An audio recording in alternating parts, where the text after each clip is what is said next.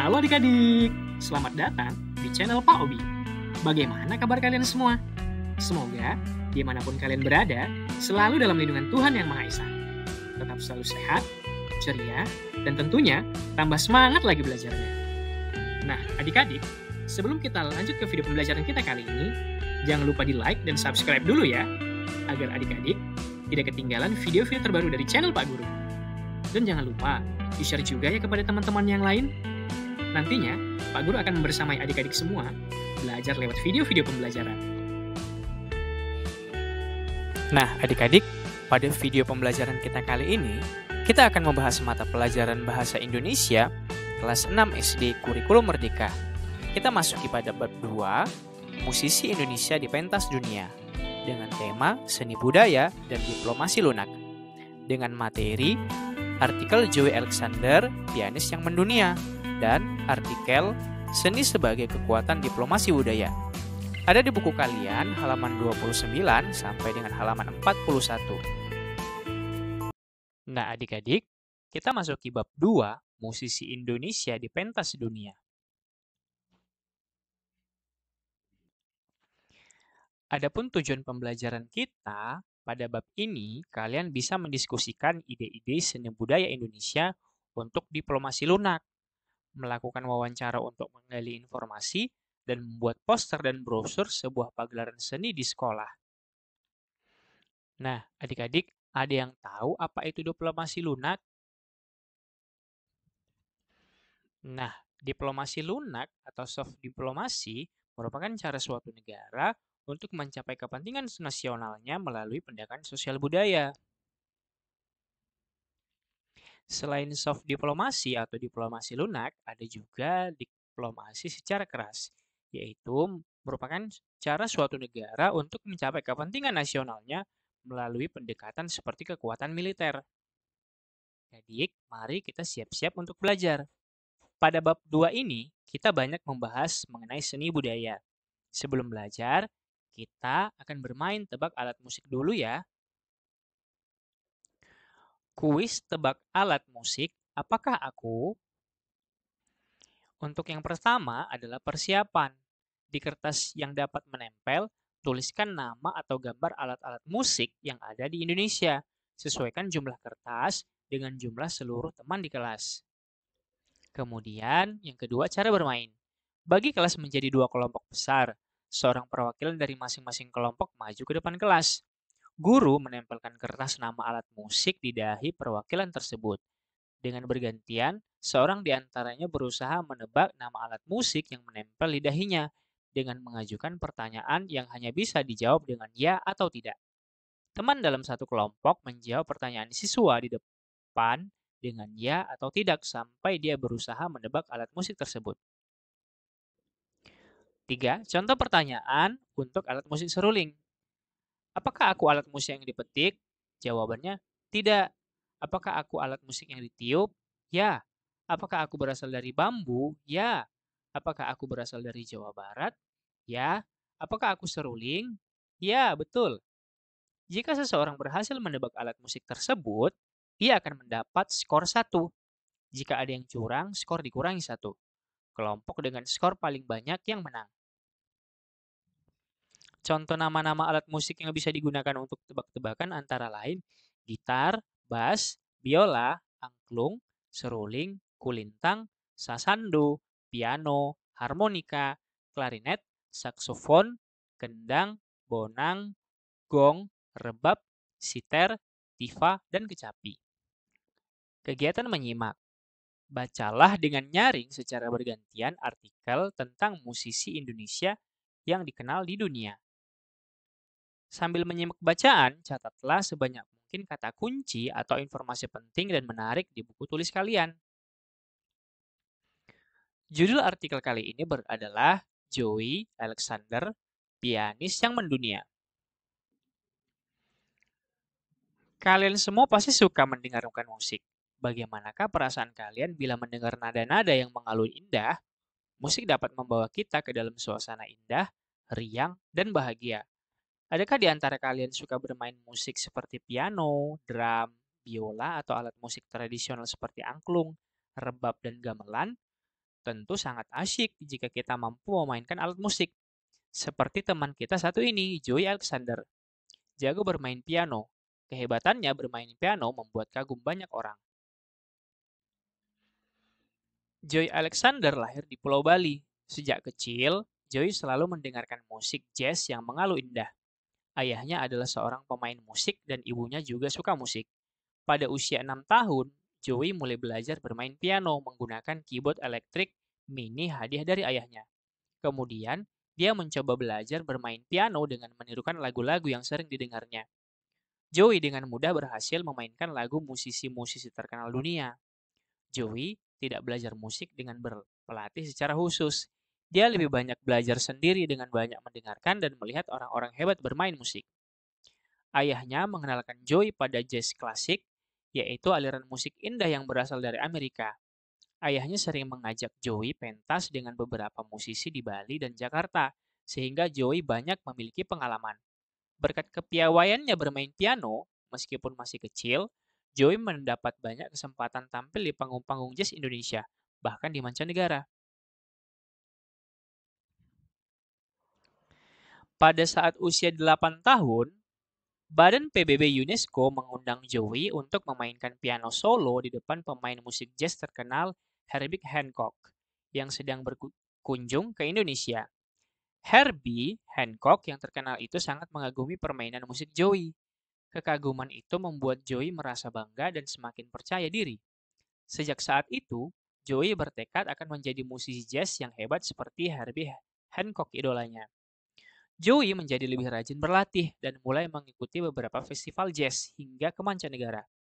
Pada usia 9 tahun, Joey memenangkan hadiah utama pada sebuah kompetisi musik untuk semua usia yang diikuti 200 peserta dari 17 negara di Ukraina.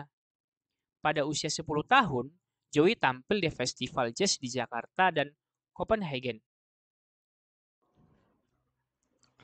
Orang tua Joey kemudian membawa Joey pindah ke negara Amerika, tempat asal musik jazz berkembang. Hal ini dilakukan agar Joey dapat lebih mengembangkan bakatnya. Di sana, Joey mengajak beberapa orang teman untuk bermain dalam sebuah band. Ia bekerja sama dengan teman-temannya untuk menghasilkan permainan musik indah yang dapat menghibur banyak orang.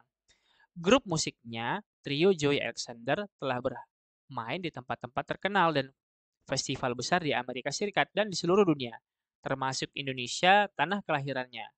Hampir dalam setiap penampilannya, Joey selalu memukau banyak orang. Joey berhasil membuat orang-orang berdiri sambil bertepuk tangan yang menunjukkan kepuasan penonton pada penampilannya. Ternyata, dengan mendengarkan musik dan tekun berlatih, Joey dapat mengembangkan bakatnya dalam bermain musik. Joey punya saran untuk teman-temannya yang ingin mengembangkan bakatnya. Kamu harus punya harapan, lakukan apa yang harus kamu lakukan, dan janganlah pernah menyerah. Nah, adik-adik, sekarang periksalah catatan kalian. Tugas kalian berikutnya adalah membuat pertanyaan dari informasi yang kalian catat. Kalian akan menanyakan pertanyaan tersebut kepada teman sebangku. Kalian juga harus menjawab pertanyaan teman sebangku kalian. Jangan lupa untuk menanyakan pertanyaan secara bergantian. Apabila pertanyaan teman kalian sama dengan pertanyaan yang telah kalian buat, kalian tidak dapat menanyakan pertanyaan itu lagi. Nah, adik-adik, kira-kira seperti ini ya kata-kata kunci yang kira-kira telah kalian tuliskan selama membaca artikel tadi. Misalnya, kata kunci yang kalian dapatkan adalah Amerika, kemudian Bali, kemudian keyboard mini, atau bisa juga musik jazz, dan sebagainya. Kemudian, kamu bisa membuat pertanyaan kepada temanmu, misalnya dari kata kunci Amerika. Di manakah Joey Alexander sekarang tinggal? Kemudian, untuk kata kunci yang B, bisa kalian buat pertanyaan, di mana Joey Alexander dilahirkan? Dan seterusnya. Selama kegiatan berlangsung, kalian catat dan hitung jumlah pertanyaan teman yang berhasil kamu jawab dengan benar, atau jumlah pertanyaan yang dijawab oleh temanmu dengan benar. Nah, adik-adik, kita masuki kegiatan selanjutnya, yaitu jurnal membaca. Membaca buku yang menarik bisa menjadi kegiatan yang menyenangkan, bukan? Dalam 1 bulan ke depan, Coba pilih dan baca satu buku bertema seni dan budaya. Setelah menyelesaikan membaca di waktu luang, catat data buku yang kalian baca dan kesan yang kalian rasakan di jurnal membaca. Kalian dapat meminjam buku di perpustakaan sekolah, perpustakaan kota, atau aplikasi Ipusnas, atau bisa juga melalui aplikasi Budi atau buku digital. Kalian juga dapat membeli buku cetak di toko buku kesayangan atau membeli buku elektronik di aplikasi ponsel. Nah, seperti ini adik-adik, untuk membuat jurnal membaca, kamu bisa tuliskan nama, kemudian kelas, judul buku, pengarang, penerbit, jumlah halaman, tanggal membaca dari kapan sampai tanggal berapa. Buku ini membahas tentang apa saja ide-ide pokok yang terdapat dalam buku. Kemudian, hal yang kupelajari dari buku ini, dan juga kesanku terhadap buku ini. Nah, adik-adik, berikut ini ada beberapa rekomendasi buku bacaan dengan tema seni budaya dan ekonomi kreatif. Ada permainan tradisional anak Indonesia, kemudian alat musik tradisional, kemudian yang ketiga My Life as Writer, kemudian My Life as Actor, My Life as Film Director, kemudian My Life as Video Music Director, kemudian ada cerita tari dari Garut, kemudian ada Kendang Aki Bocor, Hoyak Tabui di Pariaman, dan Anak Indonesia Hebat. Nah, adik-adik, kalau kalian tidak memiliki buku-buku seperti ini di perpustakaan kalian, kalian bisa mencari buku secara online atau melalui platform buku digital. Jadi, untuk mengaksesnya, kita bisa mulai dari Google, kemudian kita bisa ketikkan buku digital.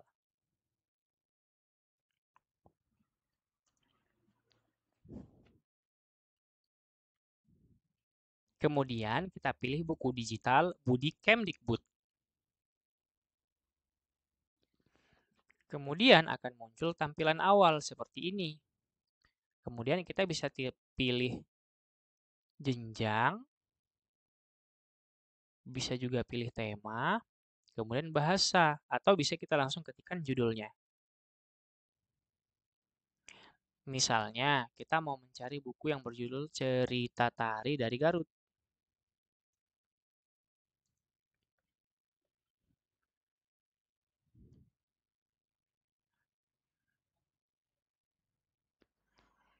Nah, ini adik-adik cerita tari dari Garut. Kemudian tinggal kita klik, dan kita bisa unduh atau baca.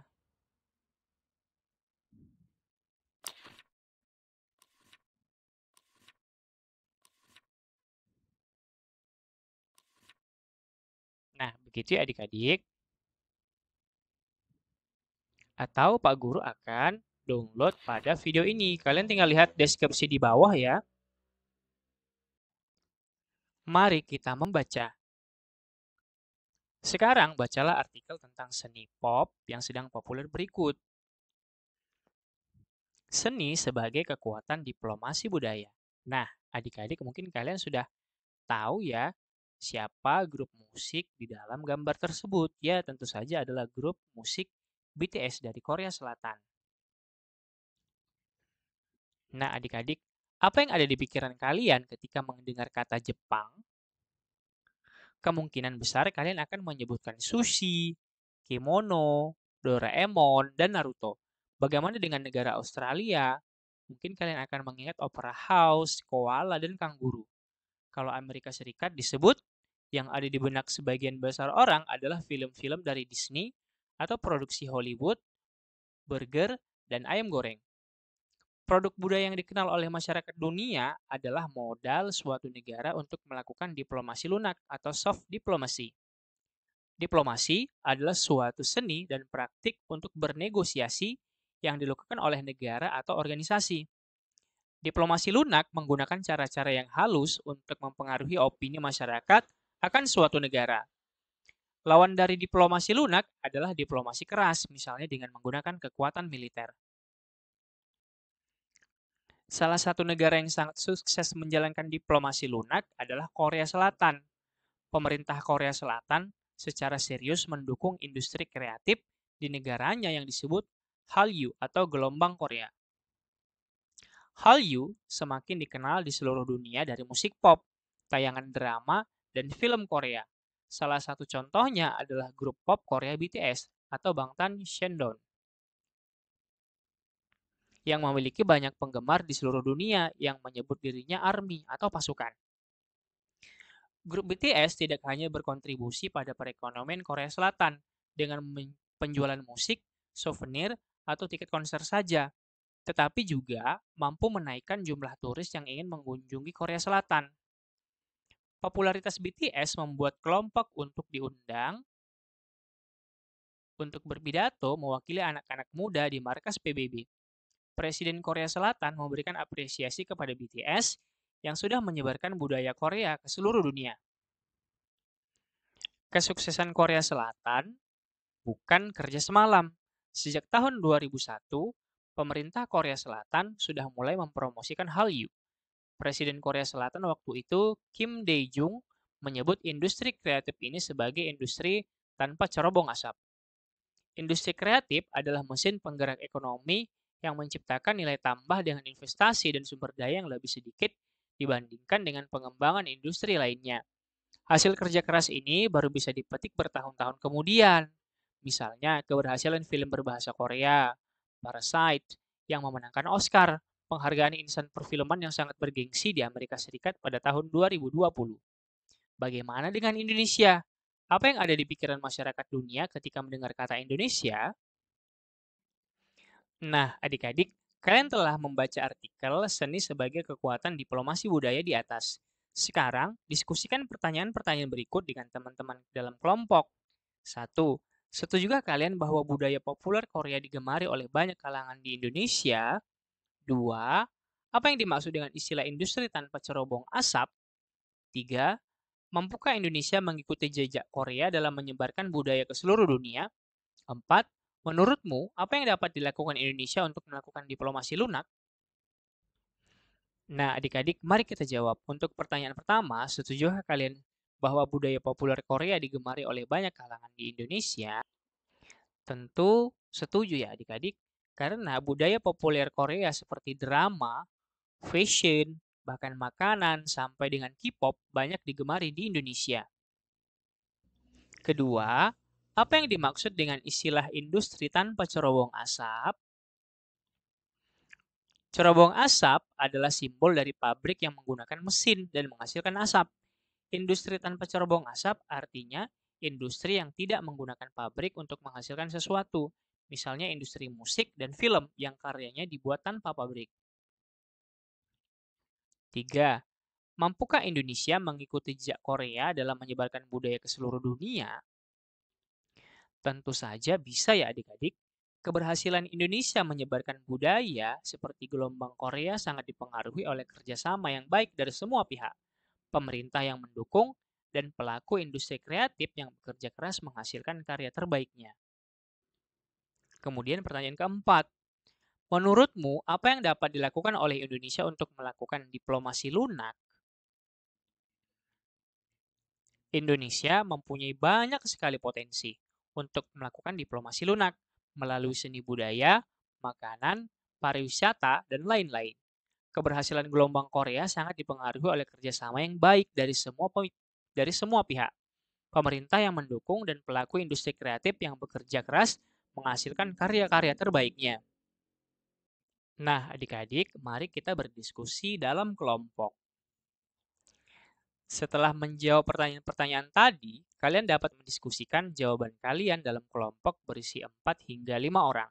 Seorang teman akan memimpin kalian berdiskusi. Ia akan membacakan pertanyaan satu persatu untuk dijawab oleh anggota kelompok secara bergantian. Selama berdiskusi, ingatlah untuk 1. Meminta izin kepada pemimpin diskusi sebelum mulai berbicara dengan cara yang disepakati, misalnya mengangkat tangan. Kemudian kedua, menyimak teman yang berbicara dengan seksama. 2. Melakukan curah pendapat. Melakukan curah pendapat atau brainstorming adalah suatu teknik untuk mencari penyelesaian suatu masalah tertentu dengan mengumpulkan gagasan secara spontan dari anggota kelompok. Setelah membaca teks seni sebagai kekuatan diplomasi budaya, mungkin kalian mulai membandingkan keberhasilan Korea Selatan dalam menyebarkan budaya mereka dengan negara kita sendiri. Dua pertanyaan besar yang muncul adalah sebagai berikut. 1. Apa saja yang bisa menjadi modal bagi Indonesia untuk melakukan diplomasi lunak ke masyarakat dunia? 2. Apa yang bisa dilakukan pemerintah dan masyarakat agar budaya serta nilai-nilai Indonesia semakin dikenal di seluruh dunia? Dalam kelompok, lakukanlah curah pendapat untuk menjawab pertanyaan tersebut. Petakan pendapat tersebut dalam peta pikiran berikut. Setelah selesai, presentasikan hasilnya di depan kelas. Nah, seperti ini adik-adik kira-kira peta pikiran diplomasi lunak Indonesia. Kira-kira dari segi turisme, apa yang akan diangkat dari Indonesia? Kemudian dari segi perfilman dan drama, apa-apa saja? Kemudian dari pendidikan, dari buku, dari musik, dan juga dari sektor makanan. Nah, adik-adik, kita memasuki bagian selanjutnya yaitu kosakata baru. Dalam bacaan seni sebagai kekuatan diplomasi budaya, kita terdapat kosakata berikut yang mungkin baru kalian ketahui. Ada diplomasi, diplomasi lunak, bernegosiasi, industri kreatif, berkontribusi, popularitas, apresiasi, bergengsi, nilai tambah, investasi, dan sumber daya. Untuk menguji pemahaman kalian atas makna kata-kata tersebut, lengkapilah kalimat berikut ini dengan daftar kosakata di atas. 1. Dia tidak hanya dikenal di daerah asalnya, tetapi juga di luar daerahnya. Media sosial mempercepat titik-titik. Yang kedua, popularitas bukanlah tujuan utamanya, namun titik-titik pada perekonomian daerahnya dan adalah cita-citanya. 3. Batik merupakan salah satu titik-titik yang menjadi perhatian pemerintah. 4. Pemberian penghargaan kepada seniman merupakan bentuk titik-titik dalam industri kreatif. 5. Banyak seniman Indonesia yang telah meraih penghargaan titik-titik di mancanegara. 6. Kreativitas dan inovasi menjadi modal utama dalam penghasilan titik-titik suatu karya. Nah, adik-adik, mari kita coba jawab. Kemudian pertanyaan nomor 7, industri kreatif menjadi alternatif Jepang dan Korea dalam mengatasi keterbatasan titik-titik alamnya. 8. Pertukaran seniman antar negara merupakan salah satu bentuk titik-titik budaya. 9. Dengan pendekatan persuasif, Indonesia melakukan dalam kasus luar negeri itu. 10. Benturan antar kelompok dapat diatasi dengan titik-titik. 11. Lestarikan lingkungan menjadi salah satu motif titik-titik di bidang industri kreatif. Nah, mari kita jawab untuk pertanyaan pertama. Dia tidak hanya dikenal di daerah asalnya, tetapi juga di luar daerahnya. Media sosial mempercepat popularitasnya.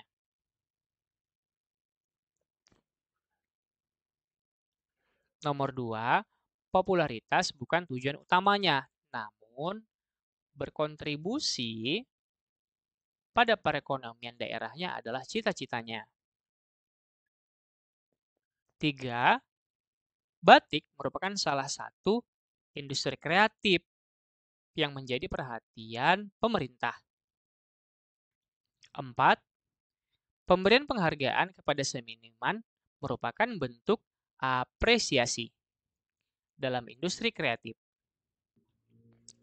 5. Banyak seniman Indonesia telah meraih penghargaan bergengsi di mancanegara. Kemudian nomor 6. Kreativitas dan inovasi menjadi modal utama dalam menghasilkan nilai tambah suatu karya. 7. Industri kreatif menjadi alternatif Jepang dan Korea dalam mengatasi keterbatasan sumber daya alam. 8. Pertukaran seniman antar negara merupakan salah satu bentuk diplomasi budaya. 9. Dengan pendekatan persuasif, Indonesia melakukan diplomasi lunak dalam kasus luar negeri itu. 10. Benturan antar kelompok dapat diatasi dengan bernegosiasi. 11. Kelestarian lingkungan menjadi salah satu motif investasi di bidang industri kreatif. Nah, adik-adik, demikianlah video pembelajaran kita pada kali ini. Semoga video ini dapat bermanfaat untuk adik-adik dalam memahami materi kali ini. Dan jangan lupa untuk like, subscribe, dan share kepada teman-temannya yang lain. Thanks for watching, see you next time, dan sampai jumpa kembali.